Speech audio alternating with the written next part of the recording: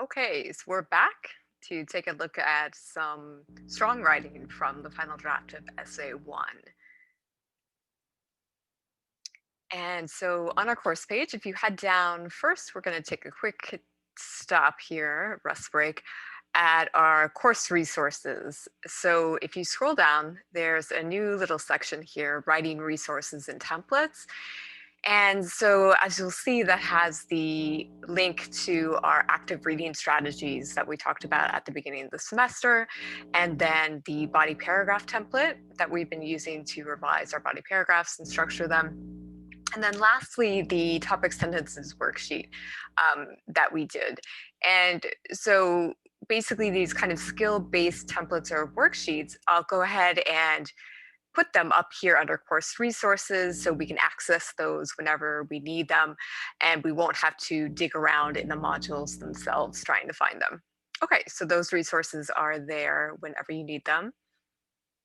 Okay, so for now we're gonna scroll down to week 8.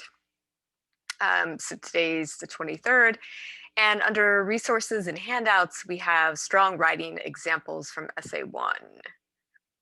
So we're gonna click that. And so as I mentioned at the end of the last video, this first example is a full essay. So you have an example of a B level full essay. So if you click that, it'll pull up and get that out of the way. So here, we won't read it all together online, but definitely take a look at it at yourself, read through it, and mainly this is a successful introduction because here we'll see we are introducing the full title of the author and the full title of the title of the text. And notice how it's capitalized. So some of these articles don't actually capitalize the titles on the articles themselves.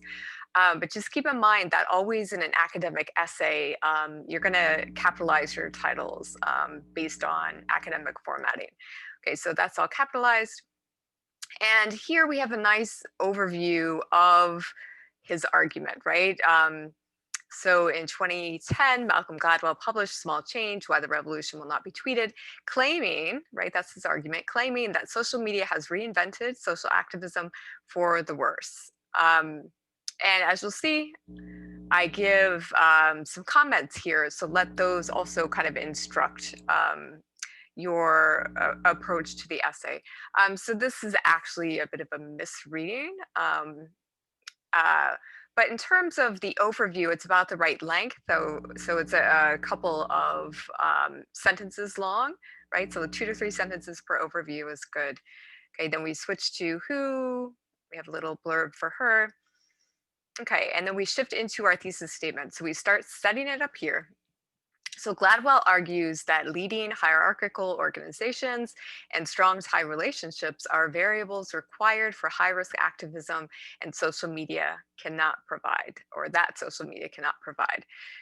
So we're setting up, in other words, what the writer's doing is breaking down this overall claim that Gladwell makes that social media activism is not at all like the traditional activism we saw with the civil rights movement. So breaking that larger claim into these smaller claims, right, about how effective social activism, such as the civil rights movement, needs to be organized according to a hierarchy.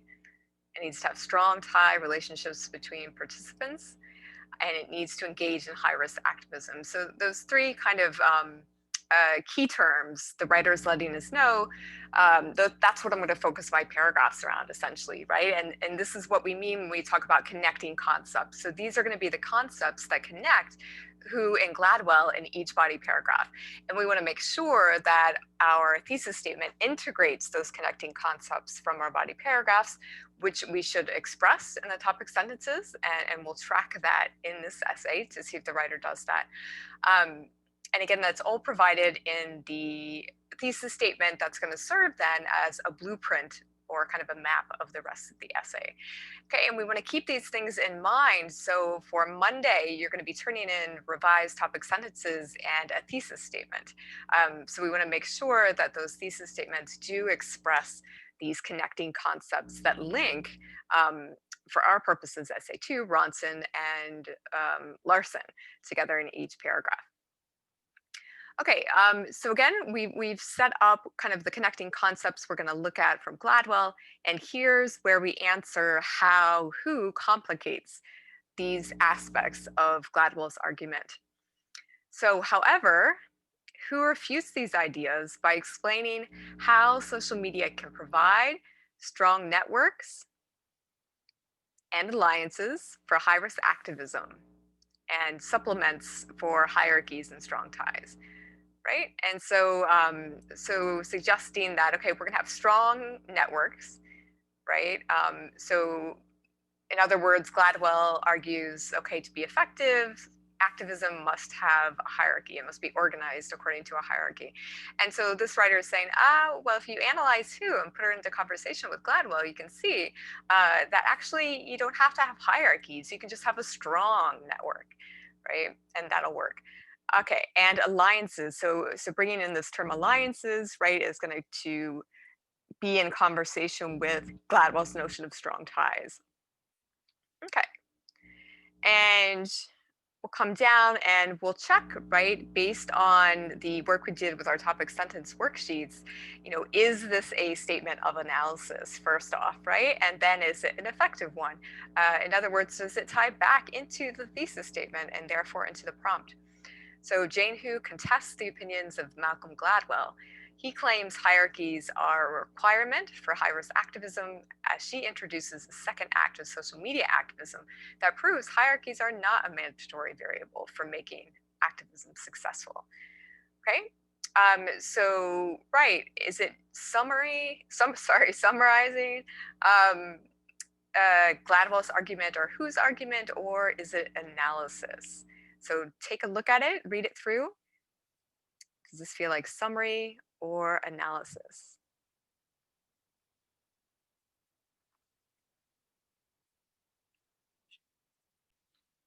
Okay, so this is analysis. So we're laying out the concept of hierarchies. As we mentioned, that's um, the connecting concept here.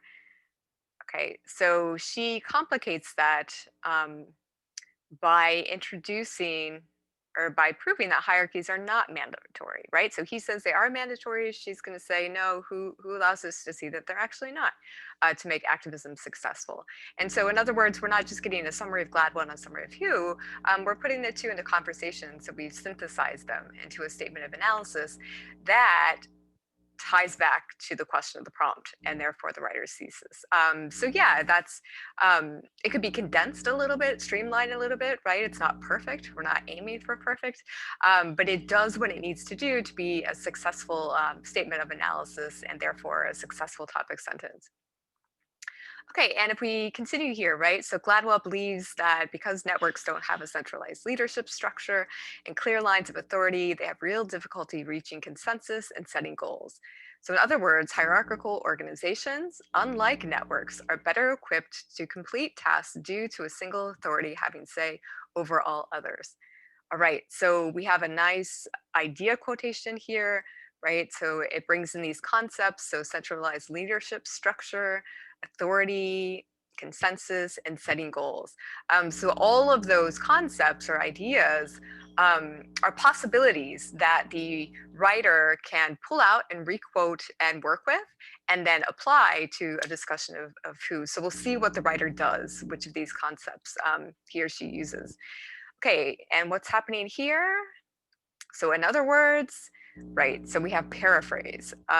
So here the writer isn't just simply moving on, but going back to work with the concepts from this quotation that are important for the connection that they're going to make in the second half of the paragraph. So in other words, hierarchical organizations, unlike networks, are better equipped to complete tasks due to a single authority having say over all others. Gladwell is trying to emphasize that professional management, and here we're requoting, right, centralized leadership, allow activist groups' ambitions to be clear when taking on a powerful establishment as they have a defined consensus and goals. Okay, so again, here are the ideas we've pulled out to work with. So we have centralized leadership, we have consensus, and we have goals. Okay, so again, we're going to look in the second half of the paragraph. Do these ideas show up in order to make a direct connection to who? For these reasons, Gladwell believes hierarchies are absolutely necessary for high risk activism, and networks are not strong enough to impact reform. Right? So, kind of a sentence there to wrap up that discussion of Gladwell. And now, here, this is our, as you can see from my note there, this is our connection transition sentence, right? And so that connection transition sentence needs to express the connecting concept of the, let me get rid of those, the connecting concept of the paragraph, and it kind of setting up the link that is going to be established. So again, on the contrary, Hugh's analysis of the organizational structure used in the second act of social media activism, specifically the Black Lives Matter movement, complicates these claims from Gladwell about networks being too weak to impact reform. Okay. And so Hu says, and we get our quotation from Hu. So you can see how the writer is following our body paragraph template, right? We have a topic sentence. It does what a topic sentence needs to do. It needs to be a statement of analysis. It needs to synthesize the text. It needs to tie back to the prompt. Then we set up a quotation from Gladwell. We paraphrase it. We pull some words out that we're going to use later. We transition to the next text by expressing our connecting concept. And then we perform IC again, right? So who, we get a quotation. We get, again, paraphrase, this quotation is saying, so that it's announcing the paraphrase. So if we look here at the quotation that the writer shows, Who says the movement for Black lives, an explicitly abolitionist, anti-capitalist network that includes more than 150 organizations, have lent unity and direction to a coalition that was once perhaps too diffuse to articulate shared principles. Okay, so this quotation is saying, again, our paraphrase, that the Black Lives Matter movement has been clear about their ambitions with the help of many smaller organizations driving a larger goal. Who is suggesting that one centralized authority is not needed for high risk activism. Okay, so here we start getting into synthesizing the text, connecting them, right? So she's suggesting with this quotation, right, that you don't need just one centralized authority. And notice what's happening here, right? This is very effective.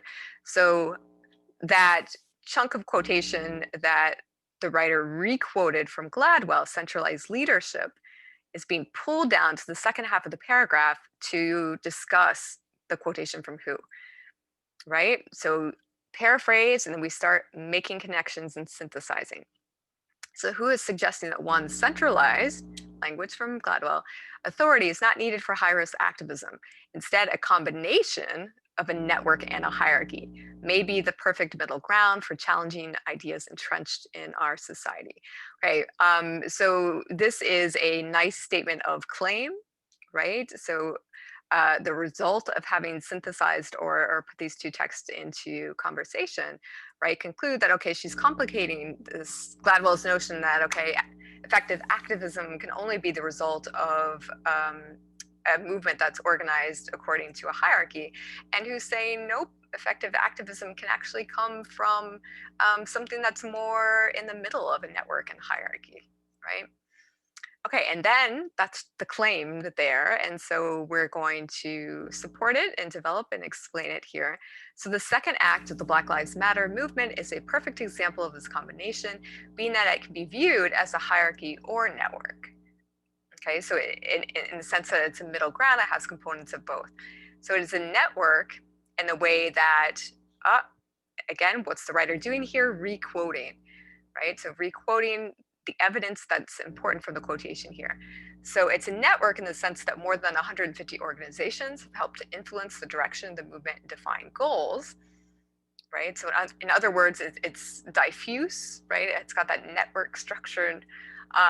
So in that way, it's a network, but it can be seen as a hierarchy such that these 150 plus organizations express clear lines of authority over the hundreds of thousands of protesters attracted by social media, right? So it's wide and diffuse, and yet there's a leadership structure, is the writer's point, right? And so again, requoting from Gladwell, centralized authority, requoting from Who, and then coming back to this notion of goals, which is also from Gladwell. Okay, so Who's proposition of a networking hierarchy questions Gladwell's beliefs about hierarchies being the only structure strong enough to participate in high-risk activism. Okay, and so a sentence at the end of the paragraph that wraps that analysis up, that connective work up, and links it back to the topic sentence, right? Okay, good. And okay. Okay, we take a look at the next one. So important for us here, and we're going to focus on this more when we get to essay 3. So furthermore, right? So in other words, the writer is working on transitioning between paragraphs or providing transitions between paragraphs. And so just the word furthermore, it's only one word, and we're going to work on developing more complex transitions. But for now, this works, right? And so it's signaling that the writer knows, hey, when you write an essay, there need to be transitions between body paragraphs. So I'm going to give you one.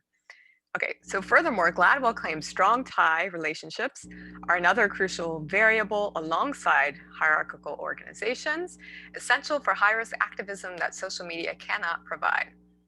Okay, so again, another effective topic sentence. Here we have our connecting concept, right? Strong ties.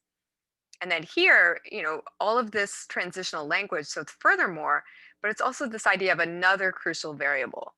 So in other words, the writer is signaling, okay, the logical organization here, right, or the logic behind the organization of my body paragraphs, we're talking about different variables necessary for successful high-risk activism, right?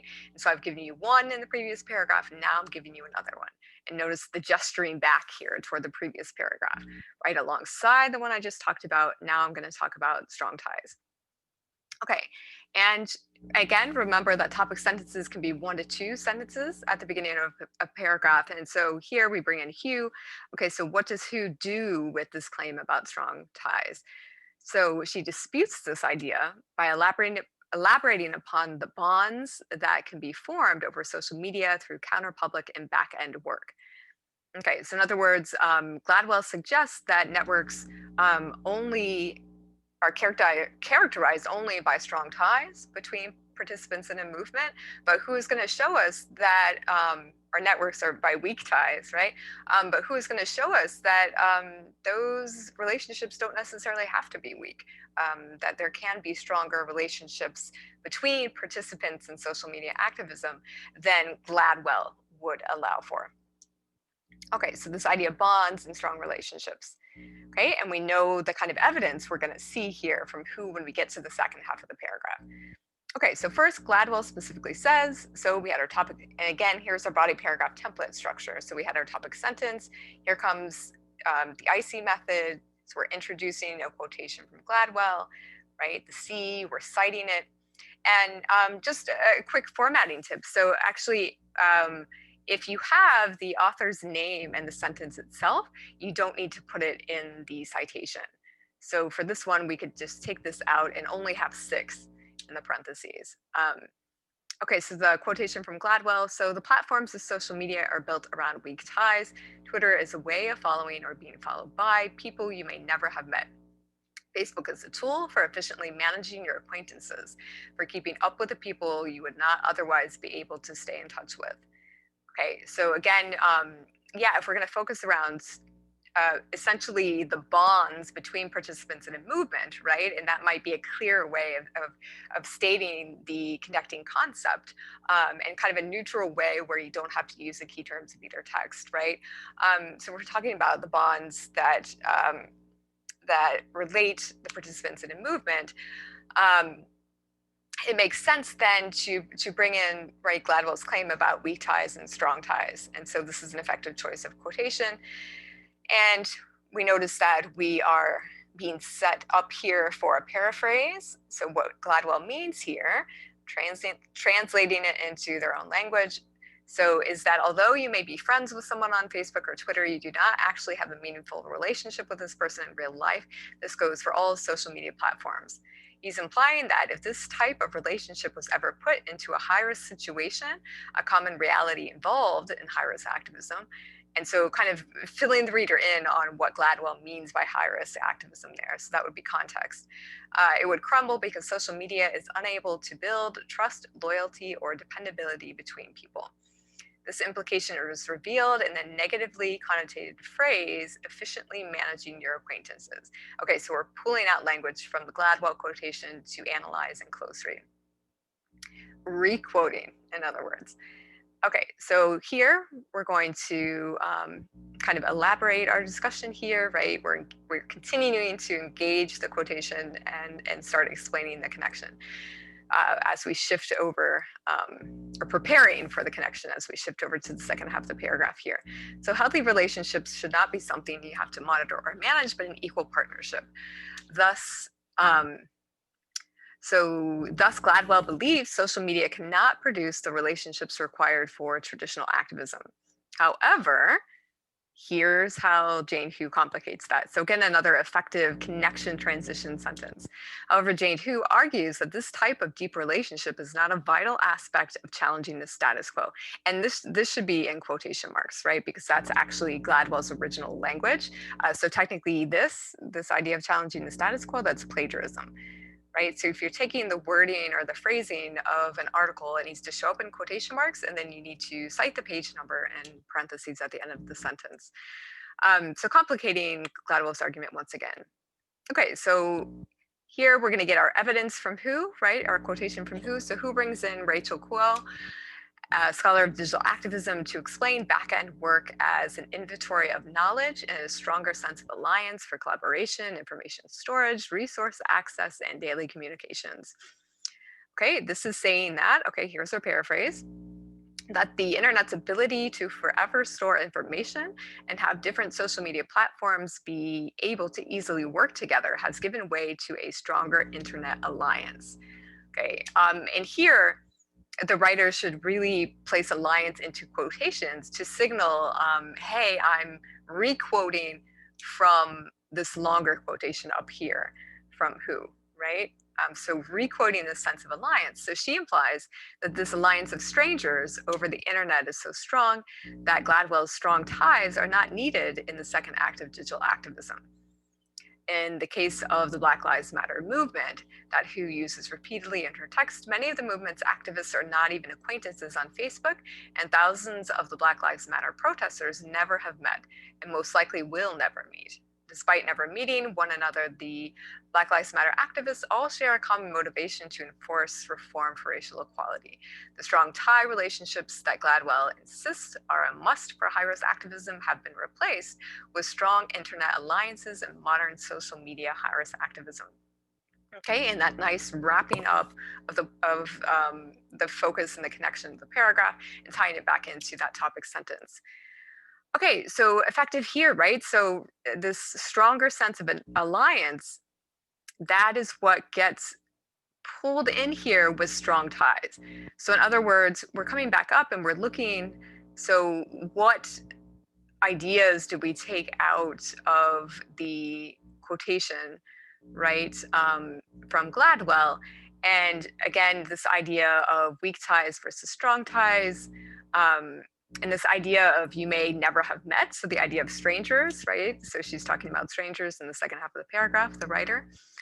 Facebook is a tool for efficiently managing your acquaintances, et cetera, et cetera, et cetera. Okay, yeah, and so to really cement this, and I put this in comments, probably in the margins of your final draft of essay one, if you brought in this quotation, right? So this phrase, a stronger sense of alliance, is just begging to be paired up with Gladwell's concept of strong ties, right, and weak ties, that distinction. So the fact that these alliances or these relationships or bonds between participants in a movement are becoming stronger, right, definitely complicates his clear-cut distinction between strong and weak ties. Again, requoting, I can't emphasize how important that is to really establishing direct connections between the texts and being able to express a clear connecting concept that you can then plug into your topic sentence and also into your thesis statement, right? And so that's going to be important work to do as you are revising your topic sentences from your rough draft of essay 2 for the assignment due Monday. So you're submitting your revised topic sentences and also a thesis statement.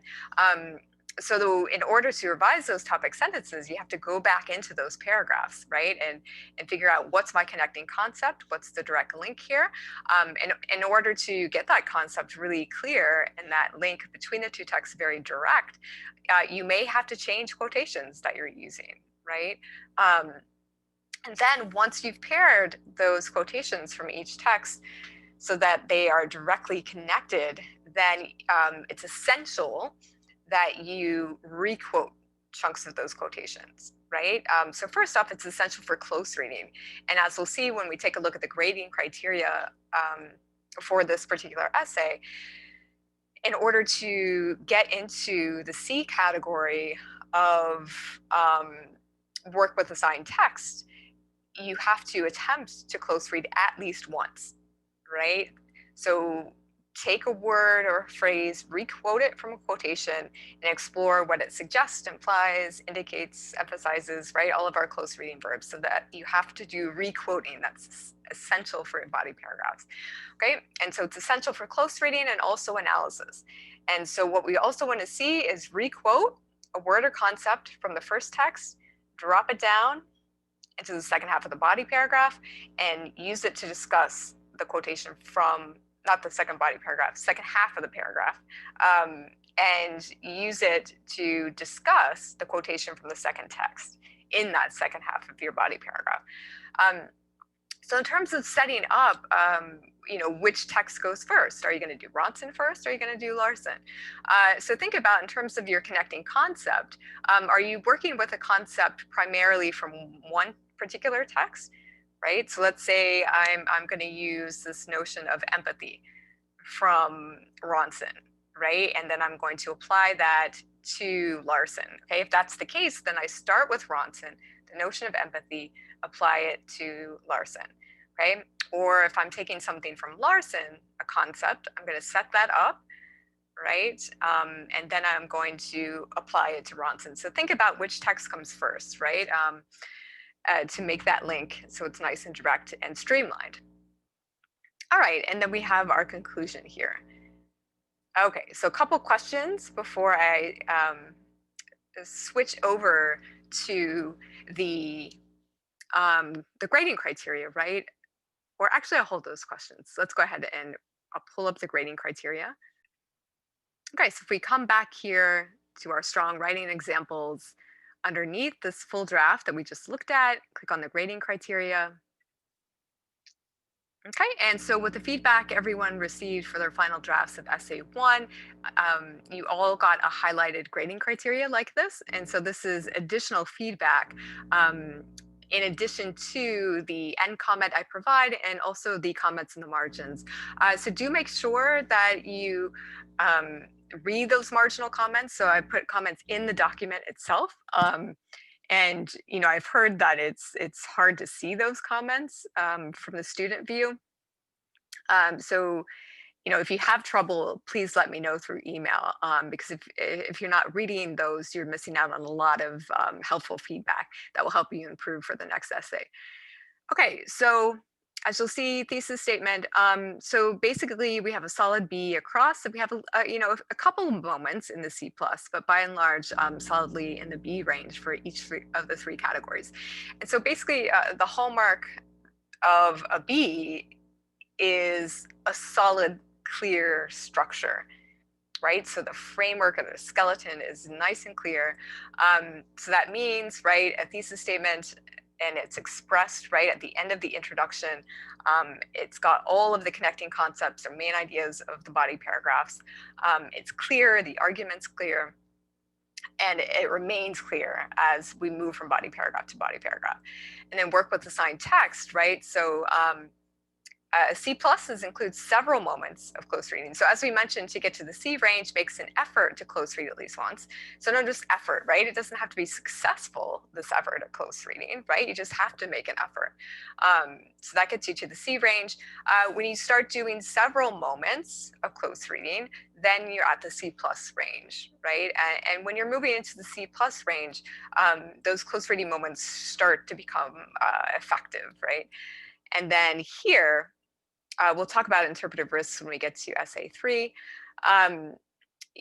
We're providing text to provide support for thesis, right? And in other words, making sure that the quotations we're pulling in are the best ones for supporting the claim and connection we're going to be making, right? So that's really a skill to develop as well. So not just pulling any quotation in that could work, but pulling the best one for your particular purposes, right? The quotation that will allow you to requote just the perfect language to link up to the second text in the second half of the paragraph. When we get to structural coherence, and this is the category we're going to be focusing on more with paper 3 and 4. So here begins to exhibit progressive development. We'll talk about progression. So basically those are the logical connections or relationships between your body paragraphs. And those are expressed in the first 1 to 2 sentences of your body paragraph, right? So that idea of transitioning is closely connected to topic sentences, right? And so we saw the writer doing that with the word furthermore, right? So notice the B, right? Clear effort to use topic sentences and transitions throughout. So at the B level, right, the transitions and topic sentences don't need to be 100% effective or certainly not perfect. But you can see that the writer knows that those are important components of an essay and they're working to develop them, right? We have evidence of them starting to emerge. Right. And then again, that hallmark of the B, the structure of the essay is deliberate and logical. So the writer is in control, right? We don't get ideas being repeated in multiple paragraphs. We don't get connections set up, but then they kind of go astray or go indirect. So in other words, the writer doesn't set up concepts that then kind of drop out of the paragraph when we move on to the second text, right? Those concepts are carried down to make the connection. Okay, and then presentation, there are 2 options here. So exhibits evidence of proofreading, yes, not a lot of errors. There are some comma splices you might have noticed when we were reading through. Okay, and it's eloquent, right? So there's some really well-phrased sentences in there for sure. Okay, what could end up getting you into the second presentation category? So it doesn't look like you really put much time or effort into proofreading. And polishing the essay. And also, maybe you have some errors here, right, that actually make it difficult to read the essay. That could land you here. Also, inadequate missing citation of sources, right? So if you're forgetting page numbers, that will be an issue. Okay, so in the next video, I'm going to walk you through the second example of strong writing from essay 1 final draft, and that is just 1 body paragraph. And that actually doesn't have the kind of structure we see here. So it didn't make it into the B category in terms of structural coherence. But in terms of making connections, we're definitely getting into this criteria. So we'll take a look at that. That's to come. And before you head out, just a couple questions. So I mentioned as we were going over the sample body paragraphs, what is essential to do in order to close read and make direct connections between the texts. So I kept saying it was essential, right? I want to kind of sear that into your brain for essay 2 so we can push up as high as possible onto the grading scale. So what is essential to do in order to close read, right? Because again, in order to get to the C, you have to make an effort to close read at least once, right? C plus is several times. So what is essential to do to set yourself up for close reading and for making a direct connection between the texts? Okay, so if you wrote requote, you are absolutely correct. So it is essential, right, to go back and engage our quotations. And so a lot of that has to do with setting up 1 to 2 sentences of a quotation. And then as we start to close read, right, we're pulling out a word or a phrase, and particularly words or phrases that are going to drop down into the second half of the body paragraph. And we're going to use them to discuss words that we requote from the other text, right? So with both of those quotations, one from each text, and you can have more certainly, you're pulling out concepts, right? And then in the second half of that paragraph, you're going to put those requoted words and phrases into conversation to form that direct link. Okay, great. So I will see you in the next video.